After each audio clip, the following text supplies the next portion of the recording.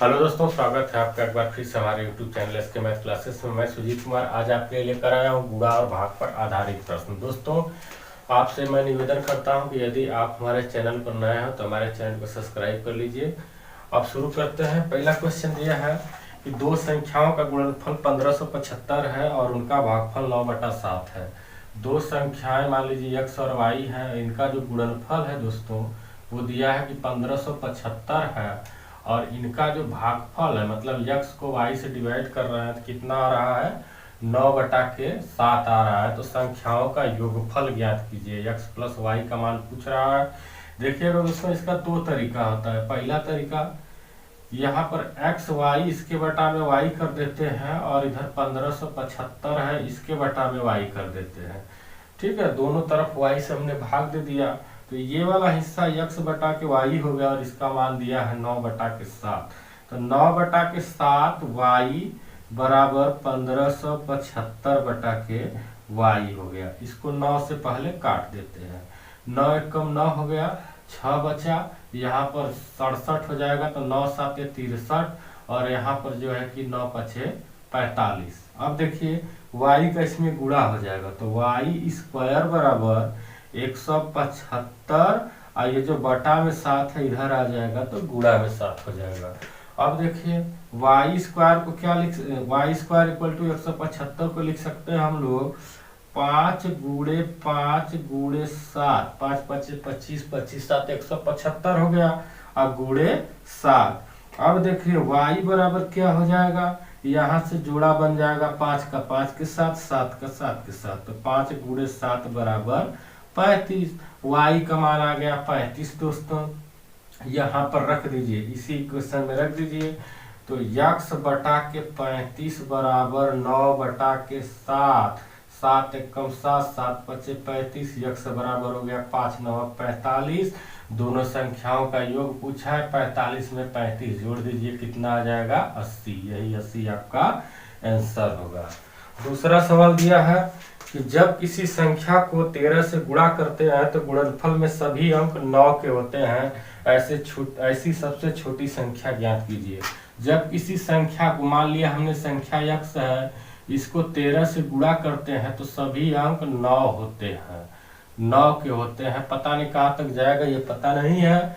तो x बराबर क्या हो जाएगा दोस्तों 9 9 9, इस तरह से लिखते जाएंगे और इसको डिवाइड कर देंगे किससे 13 से। 13 से भाग दे दीजिए, 13 7 91, कितना बचा 8, फिर ये 9 आया, 13 छक्का 78 हो गया, एक बचेगा 1, फिर 9 आया, 13 9 117 हो गया, यहाँ पर 2 बचेगा, फिर 9 लिखेंगे, 13 दूना के 26 हो जाएगा, कितना बचा 3 और 9, 13 3 39। ये सब 0 0 कट गया।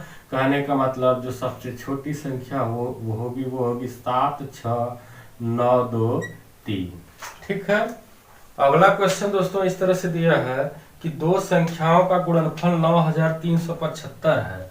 दो संख्या हो गई x और y, इनका गुणनफल हो गया 9375 और कह रहा है कि बड़ी संख्या को छोटी संख्या से भाग देने पर भागफल 15 संख्याओं का योग क्या होगा। बड़ी संख्या x को y से भाग दे रहे हैं तो कितना आ रहा है 15 आ रहा है। संख्याओं का योग मतलब x plus y equal to 1। अब देखिएगा वही तरीका है, x y बटा में y कर दीजिए और यहाँ पर 9375 बटा में y कर दीजिए। दोनों पक्षों में y से भाग दे देंगे।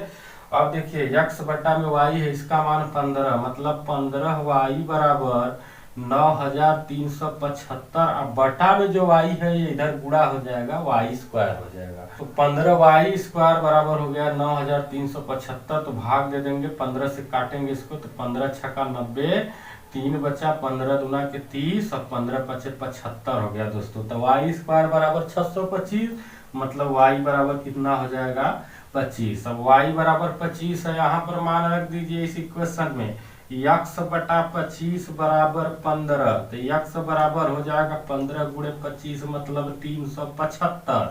x प्लस y का मान पूछा है दोस्तों 375 में 25 को जोड़ेंगे तो कितना आएगा 400 और यही होगा आपका आंसर। नेक्स्ट क्वेश्चन है, आगे कह रहा है कि कि दो धनात्मक संख्याओं का गुणनफल 11,520 है। दो धनात्मक संख्याएं x y हो गई, इनका गुणनफल 11,520 हो गया। अगली लाइन है कि उनका भागफल 9/5 है, मतलब x बटा के y बराबर 9/5 दिया है। अब कह रहा है दोनों संख्याओं का अंतर ज्ञात कीजिए, x माइनस वाई का मान पूछ रहा है। अब देखिएगा दोस्तों क्या करेंगे कि x y बटा में y और इधर क्या करेंगे 11,520 अब बटा में y, x बटा में y का मान कितना दिया है 9/5 और यहाँ लिख देते हैं y बराबर 11,520 बटा के y। 9 से इसको काट देते हैं, पहले 9 से काटेंगे, 9 एकम 9 हो गया और यहाँ पर बचेगा 2, तो हो जाएगा 9 दूना 18 और फिर उसके बाद जो है कि 9 8 72 और ये 0 1280, मतलब y बटा के 5 बराबर आ गया 1280 बटा के y। इसका गुणा करिए इधर, इसका गुणा करिए इधर, तो इधर बन जाएगा दोस्तों y स्क्वायर और इधर क्या बनेगा 1280 को लिख सकते हैं हम लोग 64 गुणे 4 गुणे 5, ठीक है, 4 5 20 हो गया। अब 20 का गुणा जब 64 में करेंगे तो 1280 हो गया, अब गुणे ये वाला 5। अब देखिए y बराबर क्या हो जाएगा 64, 64 का वर्गमूल हो जाएगा 8, 4 का वर्गमूल हो जाएगा 2 और यहाँ पर इन दोनों का वर्गमूल हो जाएगा 5, तो 8 दूना के 16, 16 5 80, y का मान कितना आ गया दोस्तों 80 आ गया। अब इसी 80 का मान यहाँ पर रख दीजिए, इसी इक्वेशन में हम मान लीजिए रख देते हैं, तो x बटा में 80 अब बराबर 9 बटा के 5 काट देते हैं, 16 5 80 होता है, 16 9 144, x की वैल्यू आ गई 144। अब क्या करेंगे, पूछ रहा है दोनों का अंतर, तो x में से y घटाना है, 144 में से जब घटाएंगे 80 को तो कितना आएगा 64 आएगा, यही आपका आंसर होगा। अगला क्वेश्चन है दोस्तों, कह रहा है कि यदि दो संख्याओं में बड़ी संख्या के 3 गुने को छोटी संख्या से भाग दिया जाए तो भागफल व शेषफल प्रत्येक 6 है। पहली बात की एक फार्मूला होता है दोस्तों, भाज्य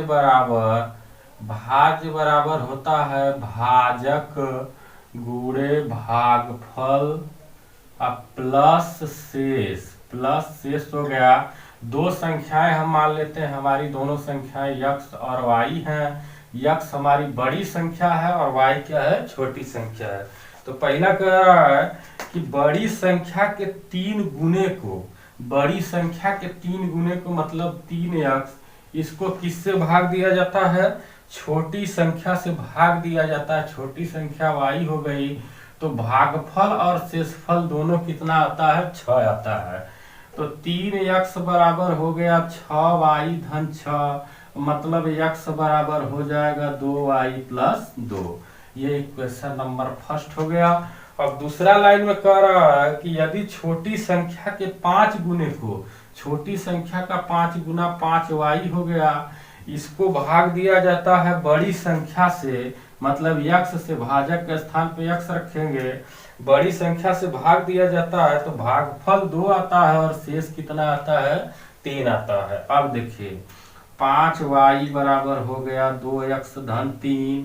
अब क्या करेंगे 5y बराबर 2x के जगह पर क्या रख देंगे 2y धन 2 रख देंगे और यहाँ पर जो है कि 2 को कॉमन ले लेते हैं या यहीं पर गुणा कर देते हैं, प्लस 3 हो गया। तो 5y बराबर 2 का गुणा करेंगे 2 दूना के 4y और प्लस 2 दूना के 4 प्लस 3, इसका इधर पक्षांतर करेंगे, 5y में से 4y घट जाएगा, y बचेगा, y बराबर आ गया 7। तो पूछा है कि बड़ी संख्या क्या है, तो y बराबर जब 7 आया दोस्तों तो यहाँ पर बड़ी संख्या x है, तो x बराबर क्या हो जाएगा, y की जगह 7 रखेंगे, 7 दूना के 14, 14 दू 16, बड़ी संख्या क्या होगी 16 होगी। अगला क्वेश्चन है कि 2 अंकों वाली किसी संख्या की पुनरावृत्ति करने से, जैसे 37 37 या 63 63 बनी 4 अंकों वाली संख्या सदैव विभाज्य है। इसके लिए ऑप्शन दिया है, पहला 11 13 101 और 1 000 और 1 दिया है। 37 37, ये देखिए दोस्तों 11, देखिए 11 से कटने वाली संख्याओं का नियम क्या होता है कि ये वाला स्थान वाला अंक और ये वाले स्थान वाले अंक, इनका अंतर जो है या तो 0 है या फिर 11 से कटने वाली कोई संख्या है। तो 7 7 14, 14 में से 6 घटाएंगे तो ना तो 0 आ रहा है ना तो 11 से कटने वाली कोई संख्या आ रही है, तो इसका काम खत्म। ये ऑप्शन नहीं होगा, ये ऑप्शन भी नहीं होगा क्योंकि इसमें 5 अंक दिया, इसमें 4 अंक दिया है। अब बात फंसती है 13 और 11 की, तो 101 की, तो 101 से इसको विभाजित करके देख लेते हैं।